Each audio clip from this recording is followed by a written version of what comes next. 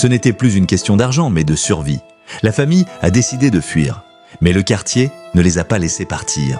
Ceci est la partie 3 d'une histoire vraie, transmise par une abonnée de la page et que nous partageons pour vous édifier. Les parties 1 et 2 sont disponibles sur la page.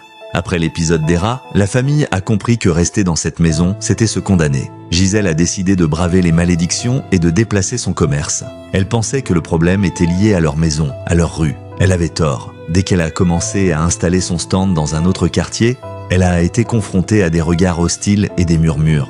Des visages familiers du quartier Manga passèrent devant elle, le regard menaçant. L'un d'eux a même laissé tomber de la terre noire devant son étal. Et tenez-vous bien, ceci avec un sourire moqueur. La nuit, les cauchemars des enfants ont pris une dimension terrifiante.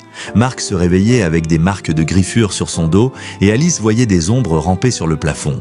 Les murs de la maison semblaient respirer et le silence de la nuit était brisé par des rires d'une femme âgée. Le couple, exténué, a fait ses valises, décidé à quitter le quartier Manga pour toujours.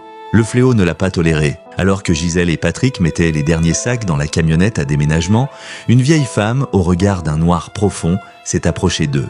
Elle a pointé son doigt vers leur maison, sa voix était un souffle froid qui résonnait dans leur tête. Elle a dit « Vous ne partirez pas. Ce que le quartier a mis en vous, il le gardera. » La famille a hurlé de peur et a pris la fuite.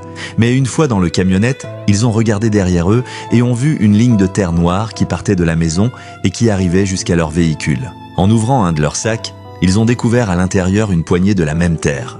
Gisèle a senti son corps se figer. Le mal n'était pas dans la maison, il les avait suivis.